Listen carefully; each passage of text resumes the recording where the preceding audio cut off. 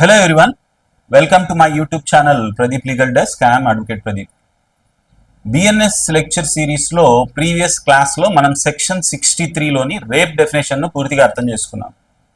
ఈరోజు సెక్షన్ 64 కి వెళ్లే ముందు గత క్లాస్ లో చదివిన ముఖ్యమైన పాయింట్స్ ను ఒక్కసారి త్వరగా రీక్యాప్ చేసుకుందాం. రేప్ డెఫినేషన్ లో ప్రధానంగా 4 రకాల యాక్ట్స్ ఉంటాయని మనం చూసాం. మొదటిది పెనట్రేషన్, అంటే పెనిస్ ద్వారా పెనట్రేషన్ చేయడం, ఎక్కడికి? వెజినాలోకి, యురెథ్రాలోకి, యానస్లోకి, మౌత్లోకి. ఈ 4 కూడా ఇందులో ఇంక్లూడెడ్ అవుతాయి. రెండవది ఇన్సర్షన్, అంటే ఏదైనా ఆబ్జెక్ట్ ద్వారా లేదా పెనిస్ కాకుండా బాడీలోని ఏదైనా ఇతర పార్ట్ ద్వారా ఇన్సర్షన్ చేయడం. కానీ ఇక్కడ ఒక విషయం గుర్తుంచుకోండి, పెనిస్ ద్వారా చేస్తే అది ఈ క్లాజ్లోకి రాదు, అది మొదటి క్లాజ్లోని పెనట్రేషన్ కిందకే వెళ్తుంది. ఈ క్లాజ్లో మాత్రం ఆబ్జెక్ట్ ద్వారా కానీ లేదా పెనిస్ కాకుండా బాడీలోని ఏదైనా ఇతర పార్ట్ ద్వారా కానీ వజీనాలోకి, యురెథ్రాలోకి, యానస్లోకి ఇన్సర్షన్ చేయడం గురించి చెప్పారు. ఇందులో మౌత్ మాత్రం ఇంక్లూడెడ్ కాదు.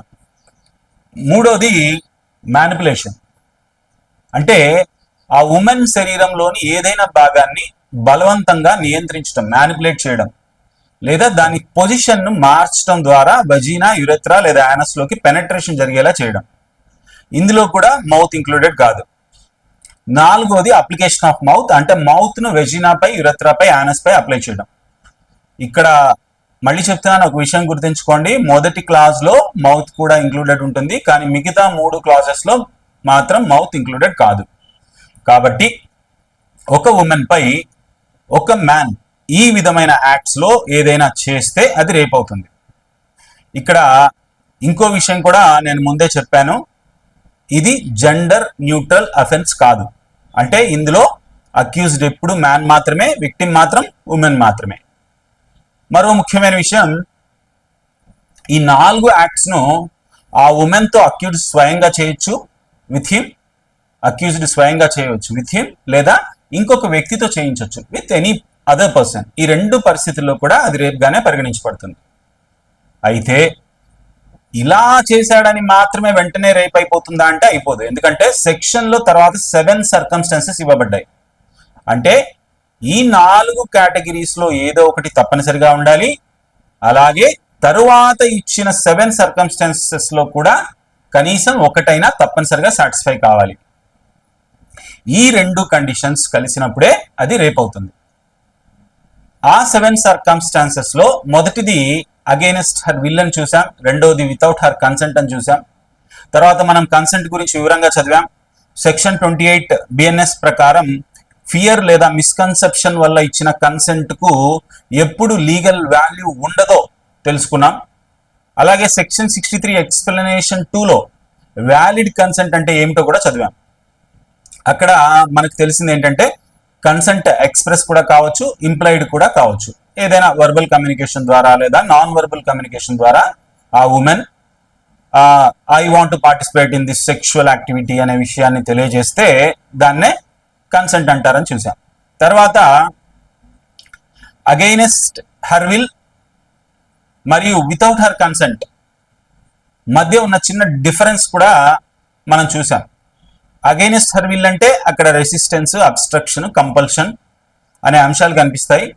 కానీ వితౌట్ హర్ కన్సెంట్ పరిస్థితి కొంచెం డిఫరెంట్ గా ఉంటుంది. అంటే ఇద్దరి మధ్య ఏదో ఒక రకమైన కమ్యూనికేషన్ లేదా డెలిబరేషన్ జరిగినా చివరికి ఆ ఉమెన్ వ్యాలిడ్ కన్సెంట్ ఇవ్వలేదన్నమాట. ఇదే ఇక్కడ ముఖ్యమైన విషయం. మనం దీనికి సంబంధించి Deepak Gulati versus state of Haryana మరియు Dilip Singh versus state of Bihar judgments కూడా మనం చదివాం. తర్వాత ఇంకొన్ని సర్కమ్స్టాన్సెస్ కూడా చూసాం. ఉదాహరణకు ఆమె కన్సెంట్ ఇచ్చింది, కానీ ఎందుకు ఇచ్చింది? ఎందుకంటే ఆమెకు భయం చూపించారు లేదా ఫోర్స్ చేశారు. ఆ ఫోర్స్ ఆమె పైన కావచ్చు, లేదా ఆమెకి ఇష్టమైన లేదా ఆమె సంక్షేమంపై ఆసక్తి ఉన్న మరొక వ్యక్తి పైన కావచ్చు. అలాంటి పరిస్థితిలో ఇచ్చిన కన్సెంట్ కూడా వ్యాలిడ్ కన్సెంట్ కాదు. అలాగే ఆమె కన్సెంట్ ఇచ్చింది కానీ ఇతనే నా హస్బెండ్ అని నమ్మి ఇచ్చింది. నిజానికి ఆ వ్యక్తికి నిజానికి అవతల వ్యక్తికి తాను ఆమె హస్బెండ్ కాదని తెలుసు. అయినా కూడా ఆమె ఆ మిస్కన్సెప్షన్ వల్ల కన్సెంట్ ఇస్తుందని తెలిసి సెక్షువల్ యాక్ట్ చేశాడు. అటువంటి సందర్భంలో కూడా అది వ్యాలిడ్ కన్సెంట్ కాదు. అలాగే ఆ ఉమెన్ కన్సెంట్ ఇవ్వలేని స్థితిలో ఉన్నా, అన్సౌండ్ మైండ్ లో ఉన్నా, ఇంటాక్సికేటెడ్ గా ఉన్నా, లేదా ఆమె వయసు 18 సంవత్సరాల కంటే తక్కువైనా ఆమె ఇచ్చిన కన్సెంట్ కి ఎలాంటి లీగల్ వాల్యూ ఉండదు, అది వ్యాలిడ్ కన్సెంట్ కాదు. ఈ అన్ని సర్కమ్స్టాన్సెస్ నే మనం చదివాం.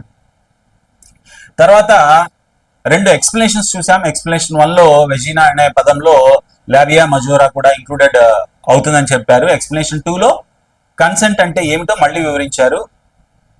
తర్వాత రెండు ఎక్సెప్షన్స్ చదివాం. మొదటి ఎక్సెప్షన్ ఏమంటుంది? ఏదైనా మెడికల్ ప్రొసీజర్ లో భాగంగా వెజినా, యురెత్రా లేదా యానస్ లో ఏదైనా మెడికల్ ఇన్సర్షన్ జరిగితే దాన్ని రేప్ గా పరిగణించకూడదు అని చెప్తుంది. రెండో ఎక్సెప్షన్ ఏమంటుంది?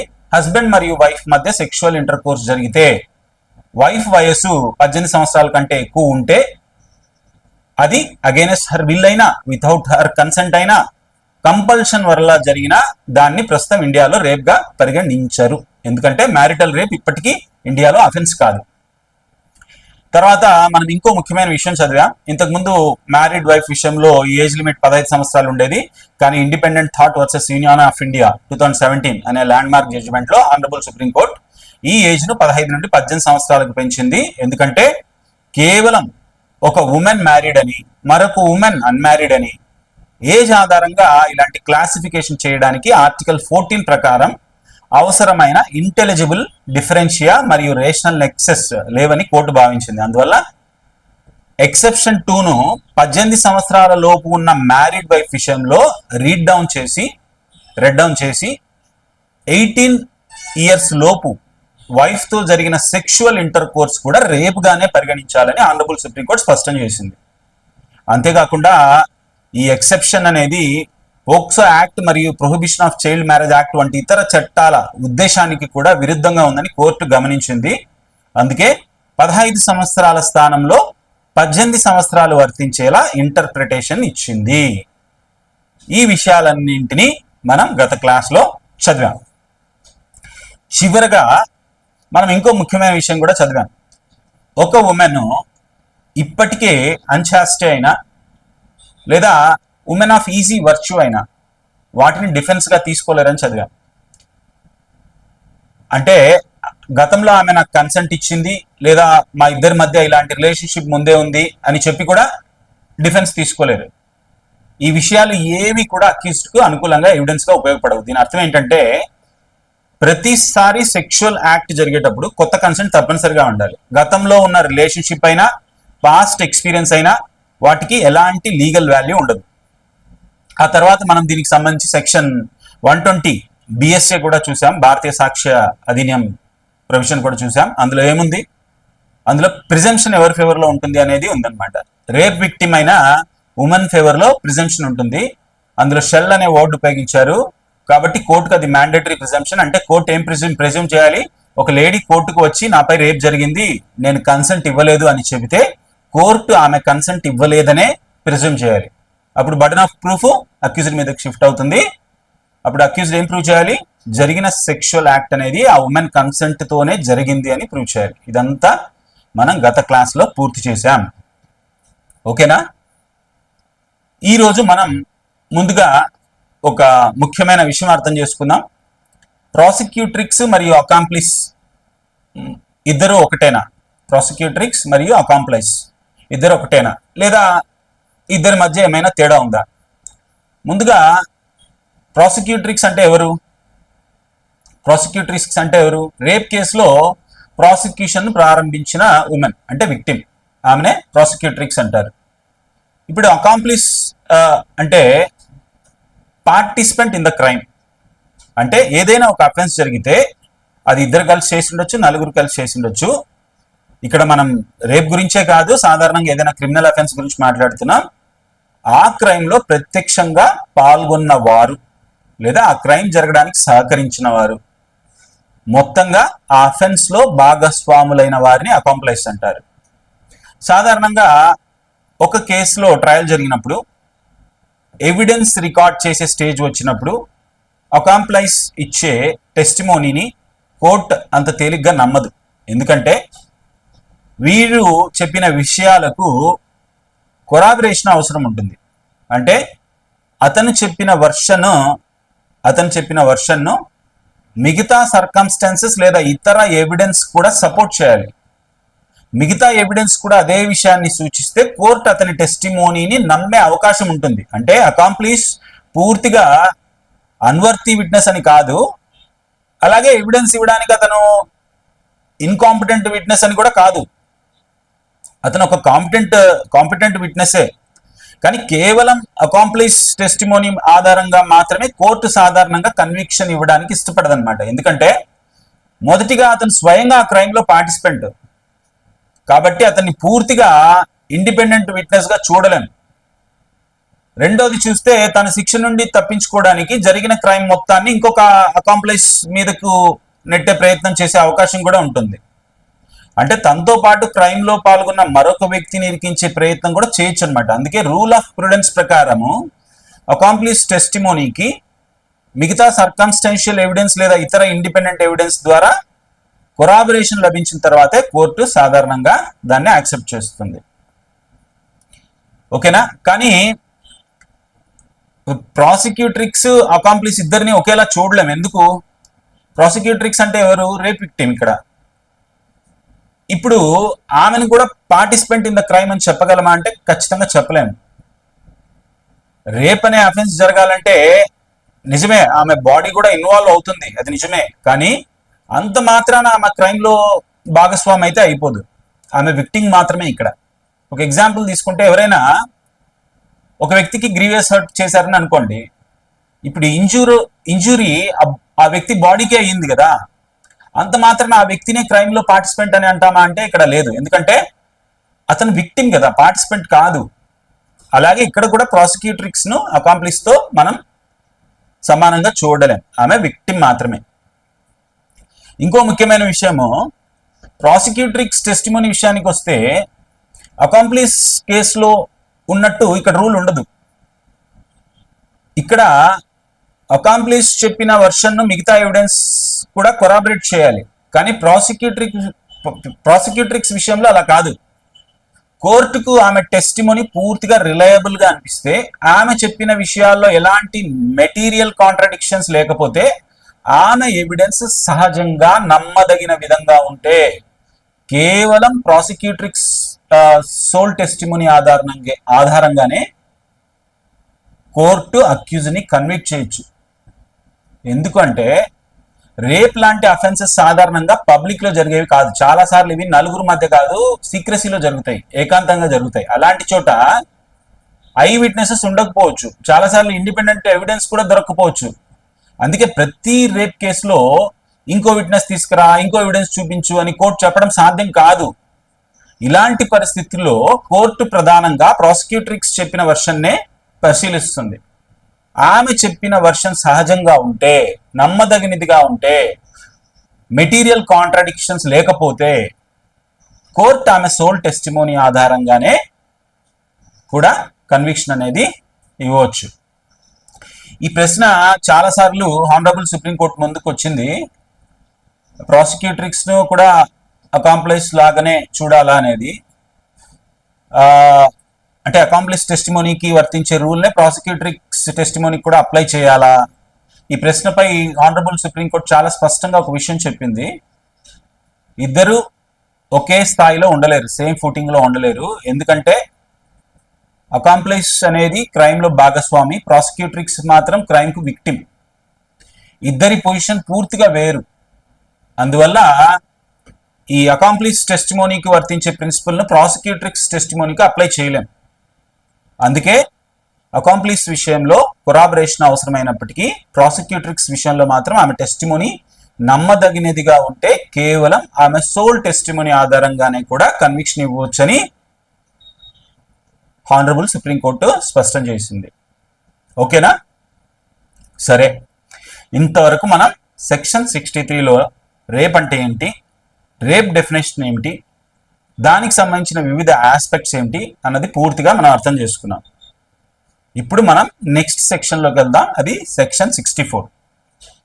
ఐపీసీ చదివిన వాళ్లకు ఒక విషయం గుర్తుండే ఉంటుంది. అతనిపై సెక్షన్ 376 పెట్టారు అని చాలాసార్లు వింటుంటాం కదా. ఒక చిన్న క్వశ్చన్ అనమాట. అంటే లైక్ ఛార్జ్ ఎప్పుడు ఏ సెక్షన్ కింద వేస్తారు? ఇక్కడ ఎవరన్నా అడిగితే వెంటనే చాలా సింపుల్ గా చెప్తారు, ఎక్కడ పనిష్మెంట్ ఉంటుందో అదే పునిటివ్ సెక్షన్ అన్నమాట. ఆ పునిటివ్ సెక్షన్ కిందనే ఛార్జ్ వేస్తారు. అందుకే ఐపీసీలో రేప్ జరిగినప్పుడు సెక్షన్ 376 కింద ఛార్జ్ వేసేవారు అని అనేవాళ్ళు. అయితే బిఎన్ఎస్లో ఆ ప్యూనిటివ్ సెక్షన్ ఏది అంటే సెక్షన్ 64. సెక్షన్ 64ని చదివే ముందు దాని స్ట్రక్చర్ ఒకసారి అర్థం చేసుకుందాం. సెక్షన్ 64లో మొత్తం 2 సబ్ సెక్షన్స్ ఉన్నాయి. సబ్ సెక్షన్ 1 సాధారణంగా రేప్ చేసినప్పుడు ఉండే పనిష్మెంట్ గురించి చెప్తుంది. సబ్ సెక్షన్ 2 కొన్ని స్పెషల్ లేదా అగ్రివేటెడ్ సర్కమ్స్టాన్సెస్ లో రేప్ జరిగితే ఉండే పనిష్మెంట్ గురించి చెప్తుంది. అంతేకాదు సబ్ సెక్షన్ 2లో కూడా క్లాజ్ ఏ నుండి క్లాజ్ ఎం వరకు వివిధ స్పెషల్ సర్కమ్స్టాన్సెస్ ను విడివిడిగా ఇచ్చారు. ఒకసారి మీరు చూస్తే ఇది సెక్షన్ 64 గురించి బేరాక్ లో ఇచ్చిన information. Sub section 1, sub section 2, మళ్ళీ సబ్ సెక్షన్ 2 కింద మళ్ళా క్లాజ్ ఏ నుంచి క్లాజ్ ఎం వరకు ఉన్నాయి. మళ్ళా సబ్ సెక్షన్ 2 కింద సబ్ క్లాజ్ ఏ కింద మళ్ళా సబ్ సెక్షన్ 2 కింద క్లాజ్ ఏ కింద సబ్ క్లాజ్ 1, 2, 3 ఇచ్చారు. ఒక్కసారి చూడండి.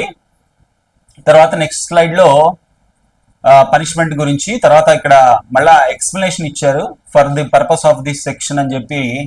ఆర్మ్డ్ ఫోర్సెస్ అంటే ఏంది, హాస్పిటల్ అంటే ఏంటి, పోలీస్ ఆఫీసర్ అంటే ఏంది, ఉమెన్స్ ఆర్ చిల్డ్రన్స్ ఇన్స్టిట్యూషన్ అంటే ఏంది, ఇవన్నీ బేరాక్ లో ఉన్న ఇన్ఫర్మేషన్ యాజ్ ఇట్ ఈస్ గా ఉంది. ఒకసారి చదవండి. నెక్స్ట్ మనం ముందుగా సబ్ సెక్షన్ 1 ఏం చెప్తుందో చూద్దాం. ఆ తర్వాత సబ్ సెక్షన్ 2లోని ఒక్కొక్క క్లాస్ ను విడివిడిగా అర్థం చేసుకుందాం. Who ever except the cases mentioned in sub section 2, who ever except the cases mentioned in sub section 2 commits rape. అంటే సబ్ సెక్షన్ 2లో చెప్పిన స్పెషల్ సర్కమ్స్టాన్సెస్ ను తప్పించి ఏదైనా ఉమెన్ పై రేప్ చేస్తే అతనికి ఎంత పనిష్మెంట్? ఇక్కడ మినిమం 10 years ఇంప్రిజన్మెంట్. అది కూడా ఏ ఇంప్రిజన్మెంట్? Rigorous imprisonment. మనం ముందే చదివాం కదా, ఇంప్రిజన్మెంట్ 2 రకాలుగా ఉంటుంది. Simple imprisonment without labour, rigorous imprisonment with labour. కాబట్టి ఇక్కడ మినిమం పనిష్మెంట్ ఎంత? 10 years రిగరస్ ఇంప్రిజన్మెంట్. ఇది ఎక్కడి వరకు వెళ్ళొచ్చు? మాక్సిమం లైఫ్ ఇంప్రిజన్మెంట్ వరకు వెళ్ళొచ్చు. అంతేకాకుండా దీనికి అదనంగా ఫైన్ కూడా ఉంటుంది. ఇప్పుడు ఇక్కడ ఫైన్ గురించి మనం మాట్లాడుకుంటే, ఫైన్ అంటే కేవలం ఫార్మాలిటీ కోసం విధించేది కాదు. ఓకే సరే, ఒక చిన్న అమౌంట్ ఫైన్ వేసి ఫైన్ కూడా వేసేద్దాం అనే ఉద్దేశంతో ఉండకూడదు. కోర్టు ఫైన్ విధించేటప్పుడు విక్టిమ్ పరిస్థితిని, ఆమెకు జరిగిన నష్టాన్ని, ఆమె రీహాబిలిటేషన్ అవసరాలను కూడా దృష్టిలో పెట్టుకుంటుంది అనమాట. అందుకే ఫైన్ అనేది జస్ట్ అండ్ రీజనబుల్ గా ఉండాలి అనే ప్రిన్సిపల్ ను కోర్ట్స్ కూడా ఎప్పటికప్పుడు కొంచెం స్ట్రెస్ చేస్తుంటాయి, నొక్కి చెప్తుంటాయి. ఈ ఫైన్ ద్వారా విక్టిమ్ కు ఎలా ప్రయోజనం కలుగుతుంది, విక్టిమ్ కాంపెన్సేషన్, రీహాబిలిటేషన్ కు సంబంధించిన ప్రొవిజన్స్ ఏంటి అనే విషయాలను మనం బిఎన్ఎస్ఎస్ చదివేటప్పుడు వివరంగా అర్థం చేసుకుందాం. ఓకేనా? అంటే ఇక్కడ ఏదైనా పర్సన్ రేప్ చేస్తే మినిమం పనిష్మెంట్ ఎంత? 10 years రిగరస్ ఇంప్రిజన్మెంట్. మాక్సిమం ఎంత? Life imprisonment. దీనికి అదనంగా ఫైన్ కూడా ఉంటుంది. దేనిలో? ఇది సబ్ సెక్షన్ 1లో. కానీ ఈ సబ్ సెక్షన్ 1లో ఒక చిన్న క్యాచ్ కూడా ఉంది. సబ్ సెక్షన్ 1లో ఒక మాట చెప్పారు, except the cases mentioned in sub section 2. అంటే సబ్ సెక్షన్ 2లో చెప్పిన కేసెస్ కి పనిష్మెంట్ వర్తించదు. మరి సబ్ సెక్షన్ 2లో ఏముంది? అక్కడ కొన్ని స్పెషల్ సర్కమ్స్టాన్సెస్ లేదా అగ్రివేటెడ్ సర్కమ్స్టాన్సెస్ ఇచ్చారు. ఆ పరిస్థితుల్లో రేప్ జరిగితే పనిష్మెంట్ కూడా కొంచెం కఠినంగా ఉంటుంది, మరింత కఠినంగా ఉంటుంది. మరి ఆ స్పెషల్ సర్కమ్స్టాన్సెస్ ఏవో ఒక్కొక్కటిగా చూద్దామా? మొదటిది సబ్ సెక్షన్ 2లో క్లాజ్ ఏ. మరి ఇప్పుడు సబ్ సెక్షన్ 2లోని క్లాజ్ ఏలో ఏం చెప్పారు అని అంటే, who ever being a police officer. అంటే ఒక పోలీస్ ఆఫీసర్ రేప్ చేస్తే, ఇక్కడ ఒక విషయం గుర్తుంచుకోండి, మథురా రేప్ కేసు గురించి మనం ఇప్పటికే చదివాం కదా. ఆ కేసులో అక్యూజ్డ్లు కూడా పోలీస్ ఆఫీసర్సే. ఆ జడ్జిమెంట్ తర్వాత దేశవ్యాప్తంగా తీవ్ర విమర్శలు వచ్చాయని చదివాం. దాని ఫలితంగానే కస్టోడియల్ రేప్ కు సంబంధించిన ప్రత్యేక ప్రొవిజన్స్ ను చట్టంలో తీసుకొచ్చారు. అందుకే సాధారణ రేప్ కేసెస్తో పోలిస్తే పోలీస్ ఆఫీసర్ తన అధికారాన్ని లేదా తన పొజిషన్ను దుర్వినియోగం చేసి రేప్ చేస్తే లా దాన్ని మరింత తీవ్రమైన అగ్రవేటెడ్ అఫెన్స్గా పరిగణిస్తుంది అనమాట. అందుకే సెక్షన్ 64 సబ్సెక్షన్ 2 క్లాజ్ ఏలో దీన్ని ప్రత్యేకంగా పేర్కొన్నారు. Who ever being a police officer commits rape అంటే ఒక పోలీస్ ఆఫీసర్ రేప్ చేస్తే, కానీ ఎక్కడ మళ్ళా దీని గురించి సబ్ క్లాస్ 1లో ఇచ్చారు. Section 64 subsection 2 clause A subsection 1లో with in the limits of the police station to which such police officer is appointed అని ఇచ్చారు. అంటే తాను విధులు నిర్వహిస్తున్న అపాయింటెడ్ అయిన పోలీస్ స్టేషన్ లిమిట్స్ లో ఒక పోలీస్ ఆఫీసర్ రేప్ చేస్తే, ఇక్కడ ఒక విషయం గుర్తుంచుకోండి, క్లాస్ ఉద్దేశం కేవలం పోలీస్ ఆఫీసర్ అనే వ్యక్తిని శిక్షించడం కాదు, తన అఫీషియల్ పొజిషన్ను, తన అథారిటీను, తన డ్యూటీ ఉన్న ప్రాంతాన్ని మిస్యూజ్ చేసి అఫెన్స్ చేయడం, దుర్వినియోగం చేసి అఫెన్స్ చేయడం. అందుకే తాను పనిచేస్తున్న పోలీస్ స్టేషన్ లిమిట్స్ లో తన అధికారాన్ని ఉపయోగించి లేదా దుర్వినియోగం చేసి రేప్ చేస్తే దాన్ని సాధారణ రేప్ గా కాకుండా ఏం చేశారు, స్పెషల్ సర్కమ్స్టాన్సెస్ గా పరిగణించారనమాట. ఇప్పుడు ఇందులోనే క్లాజ్ ఏలో సబ్ క్లాస్ 2 ఏం చెప్తుంది, in the premises of any station house అంటే ఏదైనా పోలీస్ స్టేషన్ లేదా స్టేషన్ హౌస్ ప్రెమిసెస్ లో. ఇక్కడ ఒక విషయం గుర్తుంచుకోండి, సాధారణంగా ఒక వ్యక్తి పోలీస్ స్టేషన్కి వెళ్తే మామూలుగా ఏమనుకుంటాడు, ఇక్కడ నేను సేఫ్గా ఉంటాను, పోలీసులు నన్ను రక్షిస్తారు అనే నమ్మకంతో వెళ్తాడు. కానీ అదే పోలీస్ స్టేషన్ లేదా స్టేషన్ హౌస్ ప్రెమిసెస్లో ఒక పోలీస్ ఆఫీసర్ ఒక ఉమెన్ పై రేప్ చేస్తే ఏమవుతుంది, అది కూడా ఖచ్చితంగా స్పెషల్ సర్కమ్స్టాన్సెస్ అవుతుంది. ఇక్కడ ఇంకో విషయం, ఆ పోలీస్ ఆఫీసర్ ఆ స్టేషన్లో పర్మనెంట్ పోస్టింగ్లో ఉండాల్సిన అవసరం లేదు. అంటే ఉదాహరణ చూస్తే ఇంకొక పోలీస్ ఆఫీసర్ని కలవడానికి వచ్చి ఉండొచ్చు, ఏదైనా అఫీషియల్ డాక్యుమెంట్ ఇవ్వడానికి లేదా తీసుకోవడానికి వచ్చి ఉండొచ్చు, లేదా కొంతకాలం డిప్యుటేషన్ పై వచ్చి ఉండొచ్చు, లేదా ఏదైనా అఫీషియల్ వర్క్ కోసం టెంపరీగా తాత్కాలికంగా అక్కడికి వచ్చి ఉండొచ్చు. ఏ కారణంతో అక్కడికి వచ్చినా ఆ స్టేషన్ హౌస్ ప్రెమిసెస్ లో ఉండి ఒక ఉమెన్ పై రేప్ చేస్తే ఈ క్లాజ్ అనేది వర్తిస్తుంది. అంటే ఇక్కడ ముఖ్యమైనది అతని పర్మనెంట్ పోస్టింగ్ కాదు, క్రైమ్ జరిగిన ప్లేస్ అంటే స్టేషన్ హౌస్ ప్రెమిసెస్, అదే ఈ క్లాజ్ లోని ప్రధాన ఉద్దేశం అన్నమాట. ఇప్పుడు మూడో పరిస్థితిని చూస్తే ఇదే సబ్సెక్షన్ 2 క్లాజ్ ఏలోని సబ్ క్లాస్ 3లో ఏం చెప్పారంటే, on a woman in such police officers custody or in the custody of a police officers subordinate to such police officer. అంటే ఆ ఉమెన్ ఆ పోలీస్ ఆఫీసర్ కస్టడీలో ఉండొచ్చు, లేదా ఆ పోలీస్ ఆఫీసర్కు సబార్డినేట్ అయిన మరో పోలీస్ ఆఫీసర్ కస్టడీలో ఉండొచ్చు. ఉదాహరణకు ఒక ఉమెన్ సబ్ ఇన్స్పెక్టర్ కస్టడీలో ఉందనుకోండి, కానీ అదే పోలీస్ స్టేషన్లో ఉన్న ఇన్స్పెక్టర్ ఆమెపై రేప్ చేశాడు, అయినప్పటికీ క్లాజ్ వర్తిస్తుంది.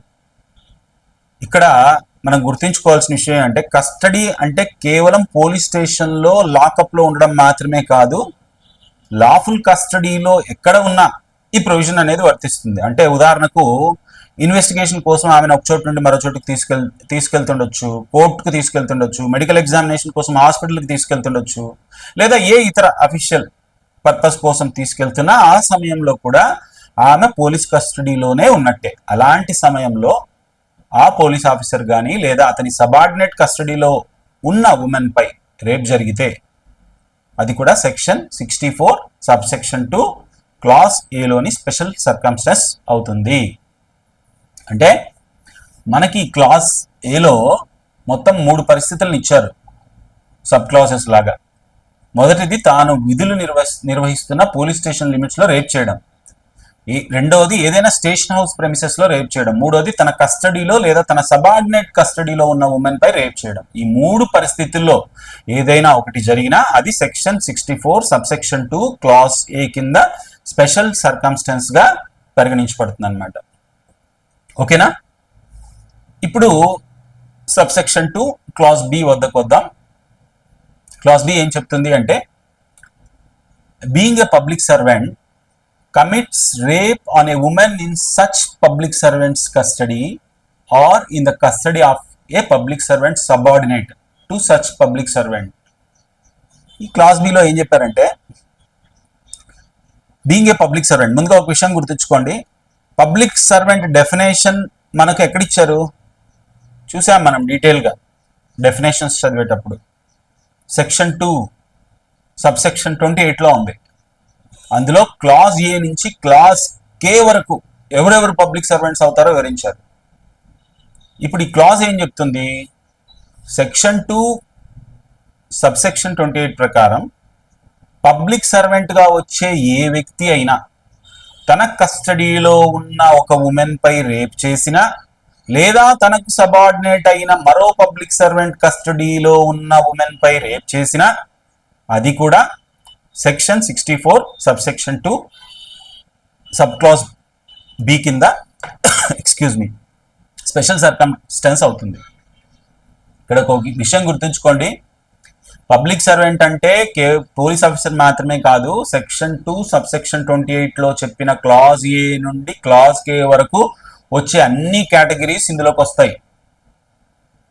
ఒకసారి మళ్ళీ మీరు వీడియోలో మనం క్లియర్గా చెప్పుకున్నాం ఈ క్లాజెస్ గురించి, అన్నిటి గురించి ఒక్కసారి మీరు చూడండి. అంటే ఇక్కడ ఏమి అంటే, ఒక పబ్లిక్ సర్వెంట్ తన అధికారాన్ని లేదా కస్టడీను దుర్వినియోగం చేసి తన కస్టడీలో ఉన్న ఉమెన్ పైనైనా, లేదా తనకు సబార్డినేట్ అయిన మరో పబ్లిక్ సర్వెంట్ కస్టడీలో ఉన్న ఉమెన్ పైనైనా రేప్ చేస్తే అది సెక్షన్ 64 సబ్సెక్షన్ 2 క్లాజ్ బిలోని స్పెషల్ సర్కమ్స్టెన్స్ అవుతుంది.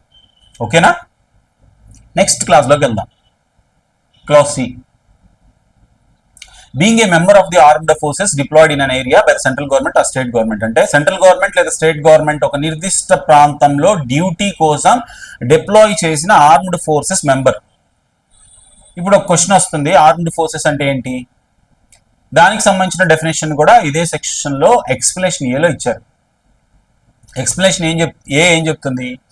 For the purposes of this subsection, armed forces అంటే ఏమో ఇచ్చారు, means the naval, army and air force and includes any member of the armed forces constituted under any law for the time being in force including the paramilitary forces and any auxiliary forces that are under the control of the central government or the state government. Armed forces అంటే కేవలం army మాత్రమే కాదు, ఇందులో army, navy, air force మాత్రమే కాకుండా central government లేదా state government ఆధీనంలో పనిచేసే పారామిలిటరీ ఫోర్సెస్, ఆక్సిలరీ ఫోర్సెస్ కూడా ఇందులోకి వస్తాయి. ఉదాహరణకు CRPF, CISF, Assam rifles, ITBP ఇవన్నీ కూడా ఆర్మ్డ్ ఫోర్సెస్ పరిధిలోకే వస్తాయి. మరి ఇప్పుడు క్లాజ్ ఏం చెప్తుంది? ఈ ఫోర్సెస్లో ఉన్న ఏ మెంబర్ అయినా, ఆర్మీ పర్సనల్ అయినా, నేవీ పర్సనల్ అయినా, ఎయిర్ ఫోర్స్ పర్సనల్ అయినా, పారామిలిటరీ ఫోర్స్ మెంబర్ అయినా, సెంట్రల్ గవర్నమెంట్ కానీ స్టేట్ గవర్నమెంట్ కానీ ఏదైనా ప్రాంతంలో డ్యూటీ కోసం డిప్లాయ్ చేసినప్పుడు, అదే డిప్లాయ్ చేసిన ఏరియాలో ఒక ఉమెన్ పై రేప్ చేస్తే అది సెక్షన్ 64 సబ్సెక్షన్ 2 క్లాజ్ సి కింద స్పెషల్ సర్కమ్స్టాన్సెస్ అవుతుంది. ఇక్కడ ఒక విషయం గుర్తుంచుకోండి, క్లాస్లో ముఖ్యమైనది ఆర్మ్డ్ ఫోర్స్ మెంబర్ కావడం మాత్రమే. ఆ వ్యక్తి గవర్నమెంట్ ద్వారా ఒక ఏరియాలో డ్యూటీ కోసం డిప్లాయ్ అయి ఉండాలి. అలాగే అదే డిప్లాయ్ చేసిన ఏరియాలో ఈ అఫెన్స్ జరగాలి. ఎందుకంటే ఆ ప్రాంతంలోని ప్రజలను రక్షించడం, శాంతి భద్రతలను కాపాడడం అతని డ్యూటీ. అలాంటి పొజిషన్లో ఉండి తన అధికారాన్ని లేదా తన అఫీషియల్ పొజిషన్ను దుర్వినియోగం చేస్తే, ఈ దుర్వినియోగం చేసి రేప్ చేస్తే లా ఏమవుతుంది? దాన్ని మరింత తీవ్రమైన అఫెన్స్గా, అగ్రవేటెడ్ అఫెన్స్గా పరిగణిస్తుంది అనమాట. ఓకేనా? Next section, next clause subsection 2లోని క్లాజ్ డిలో ఏం చెప్పారనంటే, being on the management or on the staff of a jail, remand home or other place of custody established by or under any law for the time being in force of or of a women's or children's institution commits rape on any inmate of such jail, remand home, place or institution. ఒక వ్యక్తి jail మేనేజ్మెంట్లో ఉన్నవాడైనా, jail స్టాఫ్లో ఉన్నవాడైనా, remand home మేనేజ్మెంట్లో ఉన్నవాడైనా, remand home స్టాఫ్లో ఉన్నవాడైనా, లేదా చట్టం ప్రకారం ఏర్పాటు చేసిన ఏదైనా ఇతర ప్లేస్ ఆఫ్ కస్టడీలో మేనేజ్మెంట్లో లేదా స్టాఫ్లో పనిచేస్తున్న వ్యక్తి అయినా, లేదా ఉమెన్స్ ఇన్స్టిట్యూషన్ లేదా చిల్డ్రన్స్ ఇన్స్టిట్యూషన్లో మేనేజ్మెంట్ మెంబర్ లేదా స్టాఫ్ మెంబర్ అయినా, ఆ jail, remand home, place of custody లేదా ఇన్స్టిట్యూషన్లో ఉన్న ఏదైనా ఇన్మేట్ పై రేప్ చేస్తే అది కూడా సెక్షన్ 64 సబ్సెక్షన్ 2 క్లాజ్ డి కింద స్పెషల్ సర్కమ్స్టాన్స్ అవుతుంది. ఇక్కడ మనం ఉమెన్స్ ఆర్ చిల్డ్రన్స్ ఇన్స్టిట్యూషన్ అనే పదం ఉపయోగించాం కదా, దానికి సంబంధించిన డెఫినేషన్ కూడా ఇదే క్లాజ్ లో ఎక్స్ప్లెనేషన్ డిలో ఇచ్చారు. Women's or children's institution means an institution whether called an orphanage or a home for neglected women or children or a widows home or an institution called by any other name which is established and maintained for the reception and care of women or children. ఏదైనా ఇన్స్టిట్యూషన్ను orphanage అని పిలిచినా, home for neglected women or children అని పిలిచినా, widows home అని పిలిచినా, లేదా ఇంకేదైనా పేరుతో పిలిచినా, ఇక్కడ పేరుతో సంబంధం లేదు. ఆ ఇన్స్టిట్యూషన్ ఎందుకోసం ఏర్పాటు చేశారనేది ఇక్కడ ముఖ్యం అన్నమాట. మహిళలు లేదా పిల్లలను అక్కడ ఉంచి వారి సంరక్షణ, రిసెప్షన్ అండ్ కేర్ కోసం ఏర్పాటు చేసి నిర్వహిస్తున్న ఇన్స్టిట్యూషన్ అయితే అది ఉమెన్స్ ఆర్ చిల్డ్రన్స్ ఇన్స్టిట్యూషన్ అవుతుంది. ఇప్పుడు అలాంటి ఇన్స్టిట్యూషన్లో పనిచేసే మేనేజ్మెంట్ మెంబర్ కానీ స్టాఫ్ మెంబర్ కానీ అక్కడ ఉన్న ఇన్మేట్ పై రేప్ చేస్తే అది కూడా సెక్షన్ 64 సబ్సెక్షన్ 2 క్లాజ్ డి కింద స్పెషల్ సర్కమ్స్టాన్స్ గా పరిగణించబడుతుంది అనమాట. ఇక్కడ కూడా లా ఉద్దేశం ఏంటి? ఒకటే, రక్షించాల్సిన బాధ్యత ఉన్న వ్యక్తే తన పొజిషన్ దుర్వినియోగం చేసి అఫెన్స్ చేస్తున్నాడు అనమాట. కాబట్టి అతనిపై మరింత కఠినమైన లయబిలిటీ ఉంటుంది. ఓకేనా? నెక్స్ట్ సబ్సెక్షన్ 2 లోని క్లాజ్ ఈ, being on the management or on the staff of A hospital. అంటే ఏదైనా హాస్పిటల్లో మేనేజ్మెంట్ లో ఉన్న వ్యక్తి అయినా లేదా హాస్పిటల్ స్టాఫ్ లో ఉన్న వ్యక్తి అయినా, ఉదాహరణకు doctor, nursing staff, ward boy, సఫాయి వర్కర్, టెక్నీషియన్ లేదా హాస్పిటల్లో పనిచేసే ఏ ఇతర ఎంప్లాయీ అయినా, అలాంటి వ్యక్తి అదే హాస్పిటల్లో ఉన్న ఒక ఉమెన్ పై రేప్ చేస్తే అది కూడా సెక్షన్ 64 సబ్సెక్షన్ 2 క్లాజ్ ఈ కింద స్పెషల్ సర్కమ్స్టాన్స్ అవుతుంది. ఆ ఉమెన్ అనే ఆమె పేషెంట్ గా అడ్మిట్ అయి ఉండొచ్చు, ట్రీట్మెంట్ కోసం వచ్చి ఉండొచ్చు, లేదా ఇంకొకరికి తోడుగా హాస్పిటల్ కి కూడా వచ్చి ఉండొచ్చు. ఇక్కడ ఒక క్వశ్చన్ మళ్ళా వస్తుంది, హాస్పిటల్ అంటే ఏంటి? మళ్ళా దానికి సంబంధించిన డెఫినేషన్ ని మళ్ళీ ఇదే సెక్షన్ లో ఎక్స్ప్లెనేషన్ బి లో ఇచ్చారు. Hospital means the precincts of the hospital and includes the precincts of any institution for the reception and treatment of persons during convalescence or of persons requiring medical attention or rehabilitation. ఏం చెప్తుంది? Hospital అంటే కేవలం hospital building మాత్రమే కాదు, ఇక్కడ hospital మొత్తం ప్రెసింక్ట్స్ కూడా hospital గానే పరిగణించబడుతుంది. అంతేకాదు ట్రీట్మెంట్, మెడికల్ అటెన్షన్ లేదా రీహాబిలిటేషన్ కోసం ఏర్పాటు చేసిన ఏ ఇన్స్టిట్యూషన్ ప్రెమిసెస్ అయినా కూడా ఈ డెఫినేషన్ లోకి వస్తాయి. అంటే ఇక్కడ మెడికల్ ట్రీట్మెంట్ జరుగుతూ ఉండొచ్చు, మెడికల్ అటెన్షన్ ఇస్తూ ఉండొచ్చు, లేదా రీహాబిలిటేషన్ సర్వీసెస్ అందిస్తూ ఉండొచ్చు. అలాంటి ఇన్స్టిట్యూషన్ మొత్తం ప్రెమిసెస్ నే ఈ ఎక్స్ప్లెనేషన్ ప్రకారం హాస్పిటల్ గా కన్సిడర్ చేస్తారనమాట. కాబట్టి అలాంటి హాస్పిటల్లో పనిచేసే మేనేజ్మెంట్ మెంబర్ లేదా స్టాఫ్ మెంబర్ అక్కడ ఉన్న ఏ ఉమెన్ పైన రేప్ చేస్తే ఏమవుతుంది? అది కూడా స్పెషల్ సర్కమ్స్టాన్స్ అవుతుంది. దేని కింద? సెక్షన్ 64 సబ్సెక్షన్ 2 క్లాజ్ ఈ కింద అవుతుంది. ఓకేనా? మళ్ళీ నెక్స్ట్ క్లాజ్ ఎఫ్ లో ఏం చెప్పారు? Being a relative, guardian or teacher of or a person in a position of trust or authority towards the woman. అంటే ఆ ఉమెన్ కు దగ్గర బంధువైనా, రిలేటివ్ అయినా, గార్డెన్ అయినా, టీచర్ అయినా, లేదా ఆమెపై పొజిషన్ ఆఫ్ ట్రస్ట్ లేదా అథారిటీ ఉన్న వ్యక్తి అయినా ఆ ఉమెన్ పై రేప్ చేస్తే అది స్పెషల్ సర్కమ్స్టాన్స్ అవుతుంది. మళ్ళీ రిలేటివ్ అంటే ఎవరైనా కావచ్చు, పెద్దనాన్న, బాబాయ్, మేనమామ, పిన్ని భర్త, కజిన్ లేదా ఇతర దగ్గర బంధువులు. మరి గార్డెన్ అంటే ఆ ఉమెన్ ను సంరక్షించే బాధ్యత ఉన్న వ్యక్తి ఎవరైనా కావచ్చు, ఉదాహరణకు parents, father, mother, garden, grand father, brother లేదా లీగల్ గార్డెన్. మరి టీచర్ అంటే ఆమెకు విద్య బోధించే వ్యక్తి. ఇక్కడ ఇంకో ముఖ్యమైన కేటగిరీ చెప్పారు, person in a position of trust or authority అన్నారు. అంటే ఆ ఉమెన్ పూర్తిగా నమ్మకం ఉంచే వ్యక్తి కావచ్చు, లేదా ఆమెపై అధికార స్థానం, అథారిటీని కలిగిన వ్యక్తి కావచ్చు అనమాట.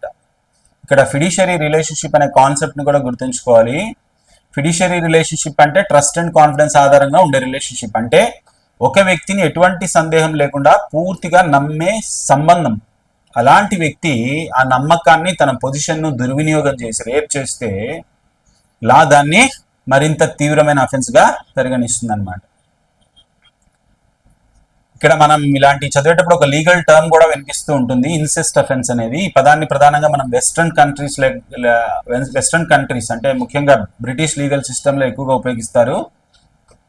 మన భారత చట్టంలో దీనికి ప్రత్యేకమైన అఫెన్స్ గా డెఫినేషన్ లేకపోయినా కాన్సెప్ట్ ని అర్థం చేసుకోవడానికి ఈ పదాన్ని తెలుసుకోవడం కొంచెం మనకు ఉపయోగపడుతుంది. సాధారణంగా ఇన్సెస్ట్ నియర్ బ్లడ్ రిలేటివ్ లేదా సెక్షువల్ అఫెన్స్ అయినా, నియర్ బ్లడ్ రిలేటివ్ చేసిన సెక్షువల్ అఫెన్స్ అయినా, లేదా ట్రస్ట్ లేదా ఫిడ్యూషియరీ రిలేషన్షిప్ ఉన్న వ్యక్తి చేసిన సెక్షువల్ అఫెన్స్ అయినా దాన్ని యాక్చువల్గా కొంచెం డీటెయిల్డ్ యాంగిల్లో ఇన్సెస్ట్ అఫెన్స్గా పిలుస్తారు. అంటే విస్తృతమైన అర్థంలో దీన్ని ఇన్సెస్ట్ అఫెన్స్గా పిలుస్తారు. ఇలాంటి కేసెస్లో కేవలం సెక్షువల్ అఫెన్స్ మాత్రమే జరగదు. ఎందుకు? ఆ ఉమెన్ ఉంచిన ట్రస్ట్, కాన్ఫిడెన్స్ కూడా దెబ్బతింటాయి కదా, అంటే అది బ్రీచ్ ఆఫ్ ట్రస్ట్ కూడా అవుతుంది. అందుకే ఇలాంటి అఫెన్సెస్ ను లా మరింత సీరియస్ గా చూస్తుంది. అందుకే సెక్షన్ 64 సబ్సెక్షన్ 2 క్లాజ్ ఎఫ్ లో కూడా దీన్ని ఒక స్పెషల్ సర్కమ్స్టెన్స్ గా ప్రత్యేకంగా పేర్కొన్నారు. ఓకేనా? Next clause G, commits rape during communal or sectarian violence. అంటే ఎక్కడైనా కమ్యూనల్ ర్యాట్స్ జరుగుతున్నా, లేదా సెక్ట్ ఆధారంగా వైలెన్స్ జరుగుతున్నా, లేదా వేరు వేరు మతాలు, వర్గాలు లేదా సెక్ట్ల ద్వారా మధ్య ఘర్షణ జరుగుతున్నా, ఆ పరిస్థితిని అవకాశంగా తీసుకొని ఒక ఉమెన్ పై రేప్ చేస్తే అది కూడా సెక్షన్ 64 సబ్సెక్షన్ 2 క్లాజ్ జి కింద స్పెషల్ సర్కమ్స్టాన్స్ అవుతుంది. ఇక్కడ ఒక విషయం గుర్తుంచుకోండి, ఈ క్లాజ్ లో ముఖ్యమైనది కమ్యూనల్ లేదా సెక్టేరియన్ వైలెన్స్ జరుగుతున్న పరిస్థితిని దుర్వినియోగం చేయడం. అలాంటి పరిస్థితుల్లో సాధారణంగా లా అండ్ ఆర్డర్ దెబ్బతింటుంది, ప్రజల్లో భయం, గందరగోళం ఉంటుంది. ఆ పరిస్థితిని అడ్వాంటేజ్ గా తీసుకొని ఒక ఉమెన్ పై రేప్ చేస్తే లా దాన్ని సాధారణ రేప్ గా కాకుండా అగ్రవేటెడ్ ఫార్మ్ ఆఫ్ రేప్ గా పరిగణిస్తుంది. అప్పుడు అది సబ్సెక్షన్ 2 లోని క్లాస్ హెచ్ లో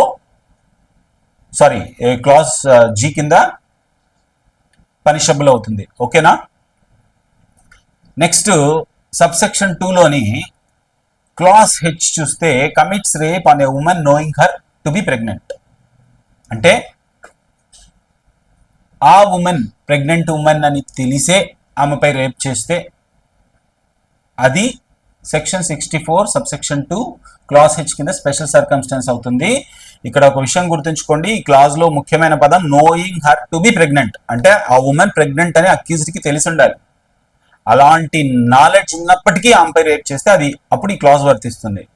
కానీ ఆ ఉమెన్ ప్రెగ్నెంట్ అని అక్యూజ్డ్ కి ఒకవేళ తెలియలేదని పరిస్థితులు చూపిస్తే, లేదా ప్రెగ్నెన్సీ గురించి అతనికి నాలెడ్జ్ ఉందని ప్రాసిక్యూషన్ నిరూపించలేకపోతే ఈ స్పెషల్ సర్కమ్స్టాన్స్ వర్తించదన్నమాట. అలాంటి సందర్భంలో సాధారణ రేప్ కు సంబంధించిన ప్రొవిజన్ మాత్రమే వర్తిస్తుంది. అంటే ఈ క్లాజ్ లో ప్రెగ్నెన్సీ మాత్రమే కాదు, అక్యూజ్డ్ కి ఆ ప్రెగ్నెన్సీ గురించి నాలెడ్జ్ ఉండడం కూడా తప్పనిసరి ఇంగ్రీడియంట్ అన్నమాట. ఓకేనా? నెక్స్ట్ సబ్సెక్షన్ 2 లోని class I, commits rape on a women incapable of giving consent. అంటే ఒక ఉమెన్ తన కన్సెంట్ ఇవ్వలేని స్థితిలో ఉన్నప్పుడు ఆమెపై రేప్ చేస్తే అది స్పెషల్ సర్కమ్స్టెన్స్ అవుతుంది. ఈ క్లాజ్ లో ముఖ్యమైన పదం ఇన్కాపబుల్ ఆఫ్ గివింగ్ కన్సెంట్. అంటే ఆ ఉమెన్ తన కన్సెంట్ తెలియజేయలేని, కమ్యూనికేట్ చేయలేని స్థితిలో ఉండాలి. అలాంటి పరిస్థితిలో ఆమెపై రేప్ చేస్తే అది సాధారణ రేప్ గా కాకుండా సెక్షన్ 64 సబ్సెక్షన్ 2 క్లాజ్ ఐ కింద స్పెషల్ సర్కమ్స్టెన్స్ గా కన్సిడర్ చేయబడుతుంది అన్నమాట. నెక్స్ట్ క్లాస్ జే చూస్తే being in a position of control or dominance over a woman. అంటే ఏదైనా విధంగా ఒక ఉమెన్ పై కంట్రోల్ లేదా డామినెన్స్ ఉన్న పొజిషన్ లో ఉన్న వ్యక్తి ఆ పొజిషన్ ను దుర్వినియోగం చేసి ఆ ఉమెన్ పై రేప్ చేస్తే అది కూడా స్పెషల్ సర్కమ్స్టెన్స్ అవుతుంది.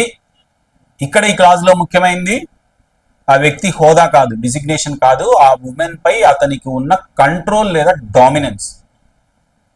ఉదాహరణకు ఆ ఉమెన్ పూర్తిగా అతని ఆధీనంలో ఉండే పరిస్థితి కావచ్చు, కంట్రోల్లో ఉండే పరిస్థితి కావచ్చు, లేదా అతని నిర్ణయాలపై ఆమె ఆధారపడి ఉండే పరిస్థితి కావచ్చు. అలాంటి పొజిషన్ ను దుర్వినియోగం చేసి రేప్ చేస్తే లా దాన్ని సాధారణ రేప్ గా కాకుండా స్పెషల్ సర్కమ్స్టెన్స్ గా కన్సిడర్ చేస్తుంది. ఇప్పుడు క్లాస్ కే గురించి చూస్తే commits rape on a women suffering from mental are physical disability. అంటే ఒక ఉమెన్ మెంటల్ డిజేబిలిటీతో బాధపడుతూ ఉండొచ్చు, లేదా ఫిజికల్ డిజేబిలిటీతో బాధపడుతుండొచ్చు. అలాంటి ఉమెన్ పై రేప్ చేస్తే అది కూడా స్పెషల్ సర్కమ్స్టెన్స్ అవుతుంది. ఇక్కడ ఈ క్లాజ్ లో ముఖ్యమైనది ఆ ఉమెన్ డిజేబిలిటీతో బాధపడుతూ ఉండడం. అలాంటి పరిస్థితిని అడ్వాంటేజ్ గా తీసుకొని ఆమెపై రేప్ చేస్తే లా దాన్ని సాధారణ రేప్ గా కాకుండా స్పెషల్ సర్కమ్స్టెన్స్ గా కన్సిడర్ చేస్తుంది. ఓకేనా? నెక్స్ట్ క్లాజ్ గురించి చూస్తే L, while committing rape causes grievous bodily harm or maims or disfigures or endangers the life of the woman. అంటే రేప్ చేయడమే కాకుండా ఆ ఉమెన్ కు గ్రీవియస్ బాడీలీ హార్మ్ కలిగించిన, మెయిన్స్ అంటే ఆమె శరీరానికి శాశ్వత నష్టం కలిగించిన, డిస్ఫిగర్ ఆమె అంటే లైక్ ఆమె ఫిగర్ అంటే రూపాన్ని శాశ్వతంగా వికృతం చేసిన, లేదా ఆమె ప్రాణానికే ప్రమాదం కలిగించిన, అది ఏమైపోతుంది section 64 sub section 2 clause L కింద స్పెషల్ సర్కమ్స్టెన్స్ అవుతుంది. ఇక్కడ ఈ క్లాజ్ లో కేవలం రేప్ మాత్రమే జరగడం కాదు, దాంతోపాటు ఆ ఉమెన్ కు తీవ్రమైన శారీరక హాని, సీరియస్ ఫిజికల్ హార్మ్ కూడా జరగాలి. అందుకే లా దీన్ని మరింత తీవ్రమైన అగ్రవేటెడ్ అఫెన్స్ గా పరిగణించింది అనమాట. చివరిగా సబ్సెక్షన్ 2లోని క్లాస్ ఎం, దీనిలో ఏం చెప్పారంటే commits rape repeatedly on the same women, అంటే అదే ఉమెన్ పై పదే పదే రేప్ చేయడం. అప్పుడు సెక్షన్ 64 సబ్సెక్షన్ 2 క్లాజ్ ఎం కింద స్పెషల్ సర్కమ్స్టెన్స్ అవుతుంది. ఓకేనా? సరే, ఇంతటితో సబ్సెక్షన్ 2లోని క్లాజ్ ఏ నుండి క్లాజ్ ఎం వరకు ఉన్న అన్ని స్పెషల్ సర్కమ్స్టెన్స్ ను మనం కంప్లీట్ చేసాం. కాబట్టి ఒక అఫెన్స్ సెక్షన్ 64 సబ్సెక్షన్ 2 కిందకి రావాలంటే మొదట సెక్షన్ 63లోని అన్ని ఇంగ్రీడియంట్స్ సాటిస్ఫై కావాలి. ఆ తర్వాత సెక్షన్ 64 సబ్సెక్షన్ 2లోని క్లాజ్ ఏ నుండి క్లాజ్ ఎం వరకు ఉన్న స్పెషల్ సర్కమ్స్టాన్సెస్ లో ఏదైనా ఒకటి కూడా ఉంటే అది అగ్రవేటెడ్ ఫార్మ్ ఆఫ్ రేప్ అవుతుంది. ఇప్పుడు ఒక విషయం గమనించండి, సెక్షన్ 64 సబ్సెక్షన్ 2లో చెప్పిన అన్ని స్పెషల్ సర్కమ్స్టాన్సెస్ ను ఒకసారి పరిశీలిస్తే వాటి వెనక ఒక కామన్ ప్రిన్సిపల్ కనిపిస్తుంది. ఏమని? కొందరు వ్యక్తులు ఏం చేస్తున్నారు, ఇక్కడ తమ అఫీషియల్ పొజిషన్ ను దుర్వినియోగం చేస్తున్నారు. కొందరేమో తమ పొజిషన్ ఆఫ్ ట్రస్ట్ ను దుర్వినియోగం చేస్తున్నారు. మరికొందరు ఉమెన్ యొక్క వల్నరబిలిటీని, బలహీన స్థితిని అవకాశంగా తీసుకుంటున్నారు. మనం చూసిన ఉదాహరణలో police officer, public servant, armed forces member, hospital staff, jail staff, garden, teacher, వీరందరి బాధ్యత ఏంటి? ప్రజలను రక్షించడం లేదా వారి సంక్షేమాన్ని చూసుకోవడం. కానీ అదే పొజిషన్ ను దుర్వినియోగం చేసి అఫెన్స్ చేస్తే లా వారిని సాధారణ వ్యక్తులతో సమానంగా చూడదు. అందుకే సెక్షన్ 64 సబ్సెక్షన్ 2లో వీటిని స్పెషల్ సర్కమ్స్టాన్సెస్ గా ప్రత్యేకంగా పేర్కొన్నారు. ఇదే క్రిమినల్ జ్యూరిస్ప్రుడెన్స్ లో కూడా ఒక ముఖ్యమైన ప్రిన్సిపల్. తన పొజిషన్ ను, అథారిటీను లేదా ట్రస్ట్ ను దుర్వినియోగం చేసి క్రైమ్ చేసిన వ్యక్తిపై లా కొంచెం మరింత కఠినంగా వ్యవహరిస్తుంది. మనం యాక్చువల్గా అబెట్మెంట్ చాప్టర్ లో కూడా ఇదే ప్రిన్సిపల్ చూసాం కదా. పబ్లిక్ సర్వెంట్ కి సంబంధించిన కొన్ని పరిస్థితుల్లో పనిష్మెంట్ మరింత ఎక్కువగా ఉండేది. అంటే క్రిమినల్ లాలో సాధారణ పాలసీ ఏంటంటే తన అధికారాన్ని, తన బాధ్యతను లేదా తనపై ఉంచిన నమ్మకాన్ని దుర్వినియోగం చేసి క్రైమ్ చేసిన వ్యక్తిపై సాధారణ వ్యక్తితో పోలిస్తే లా కొంత మరింత కఠినమైన లయబిలిటీని విధిస్తుంది అనమాట. సరే, ఫైనల్ గా ఈ స్పెషల్ సర్కమ్స్టాన్సెస్ లో పనిష్మెంట్ ఎంత ఉంటుంది అదేందో చూద్దాం. ఇక్కడ shall be punished with rigorous imprisonment for a term which shall not be less than 10 years but which may extend to imprisonment for life, which shall mean imprisonment for the remainder of that person's natural life and shall also be liable to fine. ముందుగా minimum punishment అంతా కనీసం 10 సంవత్సరాల rigorous imprisonment. ఇది subsection 2లో కూడా ఉంది, subsection 2లో కూడా ఉంది, సారీ సబ్సెక్షన్ 1లో కూడా ఉంది, సబ్సెక్షన్ 2లో కూడా ఉంది. అయితే ఇక్కడ ఒక ముఖ్యమైన డిఫరెన్స్ ఉంది. మాక్సిమం పనిష్మెంట్ ఏంటి? లైఫ్ ఇంప్రిజన్మెంట్, అలాగే ఫైన్ కూడా ఉంటుంది. కానీ ఇక్కడ లా ఏం చెప్పింది, ఒక అడిషనల్ ఇన్ఫర్మేషన్ ఉంది ఇక్కడ బెరాక్ట్ లో. Imprisonment for life which shall mean imprisonment for the reminder of that persons natural life అని ఉంది. అంటే ఇక్కడ లైఫ్ ఇంప్రిజన్మెంట్ అంటే ఆ వ్యక్తి సహజ మరణం అంటే న్యాచురల్ డెత్ వచ్చే వరకు జైల్లోనే ఉంచడం. మరి ఇప్పుడు ఒక క్వశ్చన్ అనమాట, అయితే సాధారణ లైఫ్ ఇంప్రిజన్మెంట్ కు దీనికి తేడా ఏంటి? సాధారణంగా బేరాక్ లో లైఫ్ ఇంప్రిజన్మెంట్ అని మాత్రమే ఉంటే చట్టం ప్రకారం కొన్ని పరిస్థితుల్లో రెమిషన్ కానీ, కమ్యూటేషన్ కానీ, లేదా ఇతర చట్టపరమైన ప్రయోజనాల ద్వారా విడుదల పొందే అవకాశాలు ఉండొచ్చు. ఓకేనా? కానీ ఎక్కడైనా స్పష్టంగా imprisonment for the reminder of that persons natural life అని చెప్తే అక్కడ పరిస్థితి కొంచెం డిఫరెంట్ గా ఉంటుంది. అంటే ఆ వ్యక్తి ఒకవేళ 2 సంవత్సరాలు జీవించవచ్చు, 20 సంవత్సరాలు జీవించవచ్చు, 40 సంవత్సరాలు జీవించవచ్చు, ఎంత కాలం జీవించినా సహజ మరణం వచ్చే వరకు, న్యాచురల్ డెత్ అయ్యే వరకు జైల్లోనే ఉండాలి. అందుకే సాధారణ లైఫ్ ఇంప్రిజన్మెంట్కు imprisonment for the reminder of natural లైఫ్కు డిఫరెన్స్ ఇదే. ఈ విషయాన్ని కూడా ఆనరబుల్ సుప్రీంకోర్టు అనేక జడ్జిమెంట్స్లో వివరించింది. కాబట్టి సెక్షన్ 64 సబ్సెక్షన్ 2లోని స్పెషల్ సర్కమ్స్టాన్సెస్ నిరూపితమైతే minimum punishment 10 years rigorous imprisonment, maximum punishment natural life వరకు కొనసాగే లైఫ్ ఇంప్రిజన్మెంట్. దీనికి అదనంగా ఫైన్ కూడా విధించవచ్చు. ఓకేనా? ఇంకా ఈరోజు ఈ క్లాస్ని ఇక్కడితో క్లోజ్ చేద్దాం. నెక్స్ట్ క్లాస్లో తర్వాత సెక్షన్ నుండి మన డిస్కషన్ కొనసాగిద్దాం. అంతవరకు థ్యాంక్ యూ. ఈ లెక్చర్ మీకు ఉపయోగపడిందని భావిస్తే ఒక లైక్ చేయండి. లా స్టూడెంట్స్ మరియు జ్యుడిషియరీ ఆస్పిరెంట్స్తో షేర్ చేయండి. ఇంకా మన బిఎన్ఎస్ లెక్చర్ సిరీస్లోని తర్వాత వీడియోస్ మిస్ కాకుండా ఉండాలంటే ఛానల్ను సబ్స్క్రైబ్ చేసుకొని బెల్ ఐకాన్ను ప్రెస్ చేయండి. Thank you very much.